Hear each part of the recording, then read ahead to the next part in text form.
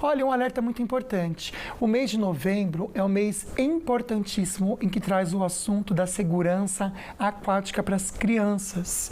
Crianças, pré-adolescentes. Você sabia que é a segunda maior causa de morte do 1 aos 14 anos? É algo muito sério. Infelizmente, praticamente toda semana no nosso jornalismo, a gente traz um caso de uma criança que se afogou ou quase se afogou e a gente precisa parar um momento e pensar sobre isso. Por isso que a tia Lu é tia Lu mesmo, viu, gente? Quando for falar com ela, pode chamar de tia Lu, não importa onde for. Não tem problema. Ela, junto à companhia, vai trazer pra gente, Companhia Atlética, esse toque tão importante. Lu, eu sei do seu trabalho com as crianças, a gente já comenta sobre isso também, tem umas imagens lindas mostrando, mas é um assunto que a gente precisa trazer da televisão e falar abertamente para todo mundo, né? Que tem como a gente prevenir, isso que é importante. Como você falou, a prevenção é a principal atitude que a gente tem que ter com relação a esse assunto, né? Como você falou, a causa de morte de 1 até 4 anos é a segunda causa de morte que a gente tem, o afogamento.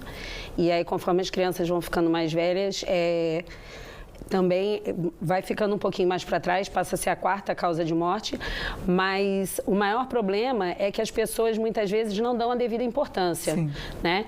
E aí a prevenção é uma coisa importantíssima e que as pessoas não dão atenção para isso. Eu acho que se pensa muito na natação, e tem imagens lindas que a gente está vendo aqui do trabalho da Lu, né? Obrigado, Arita, que fez essas imagens tão bonitas pra gente. Quando a gente pensa em prevenção, a gente pensa na natação, pensa muito na bronquite. Ai, minha criança tem problema respiratório. Põe na natação. Mas assim, gente, todo mundo tem que fazer natação para não morrer afogado. Sim. Vamos ser bem claro e sincero na frase aqui? E não é só isso, né, o Lucas? O que acontece é o seguinte, a gente está ali ensinando a criança a nadar, mas não é só ensinar a nadar. Porque a gente coloca para a criançada o que elas podem fazer, o que elas não devem fazer. Então, por exemplo, nessa aula que a gente estava vendo aí, tem umas crianças bem pequenininhas e que eles só podem, essa criançada, eles só podem entrar na água quando a gente chama. Ah, que legal. Isso é uma prevenção. Maravilhoso. E aconteceu uma vez de um aluninho meu, numa outra academia, que a mãe dele veio falar para mim, olha, o João, ele foi para um determinado lugar, quando a gente viu, ele estava na beira da piscina. Mas não entrou. Não entrou, porque não tinha um adulto lá dentro para chamar ele, entendeu? Porque às vezes a criança entra sem querer mesmo, né? Não, a criança não tem medo, a criança ela vai, entendeu?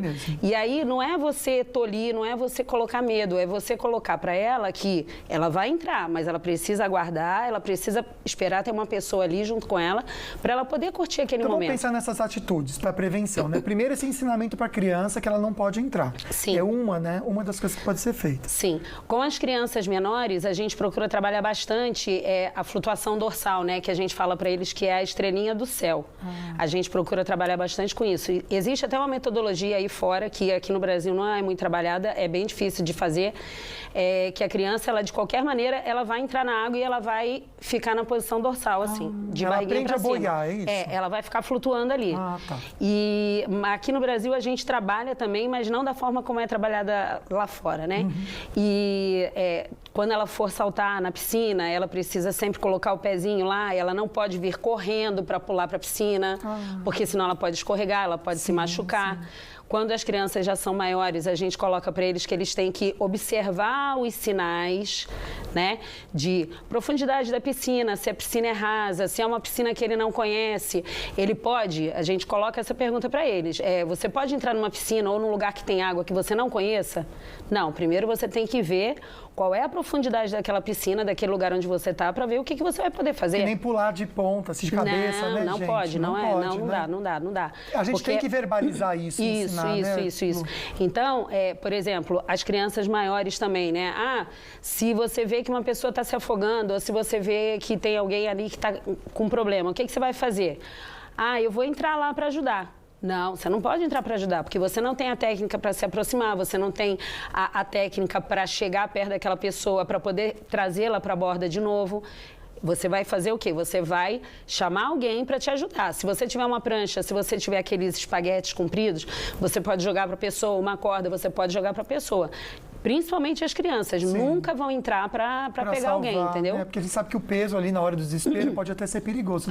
Uma coisa que eu queria trazer aqui é o uso das boias. A gente sabe que é muito importante, mas o que me dá um pouco de impressão é que quando o pai, a mãe, sei lá, alguém vê a criança com uma boia, dá aquela sensação de segurança. Tipo, nada vai acontecer, porque meu filho tá de boia.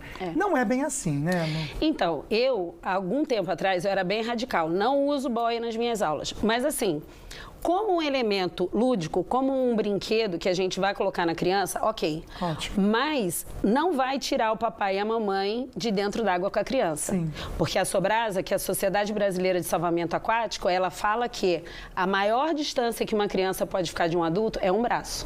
Olha só, interessante. É um braço de distância. Tá. Então, assim, porque aí você consegue alcançar, Ótimo, né? tá. E às vezes, quando a gente está dando aula, não é só um braço de distância, é um braço, uma perna. A gente vira meio que polvo, sabe? Né? Porque a criançada pula para lá, pula para cá e a gente tem que estar sempre atento. Sempre. O tempo todo a gente tem que estar atento à criançada. Esse churrascão de família que tem a piscina. Exatamente, é Ali isso. é um momento de realmente ficar atento. Não é para olhar para o lado, tem que ficar sempre um responsável, Exato, né? é isso que eu ia falar. Se você tiver com um grupo, se você tiver um grupo de crianças que está lá brincando na piscina, alguém tem que se responsabilizar por olhar a criançada. Quem é a vez de quem? Exato, igual tem o que ter motorista uma da vez. Sim, ótimo. É a mesma coisa. Lu, muito obrigado por trazer essa pauta aqui pra gente. Já fica a porta aberta para você voltar novamente e a gente falar sobre esse cuidado com as crianças, da natação para elas, os benefícios. Eu faço questão de trazer você de volta aqui, viu? Tá, Joia. Muito obrigada. Muito obrigado. E obrigada pela sua oportunidade, porque essa oportunidade é importantíssima. Alertar as pessoas é muito importante. A gente que vê as imagens aqui no jornalismo, a gente fica com o coração muito chateado, bem dolorido mesmo. Porque, infelizmente, gente, é um descuido de segundos. E ele é silencioso, o afogamento é silencioso. A cada 2 dias morre uma criança em casa. Nossa, é muito sério. É seríssimo. É muito sério. Fica esse alerta para você, então. Obrigado novamente. Obrigada a você.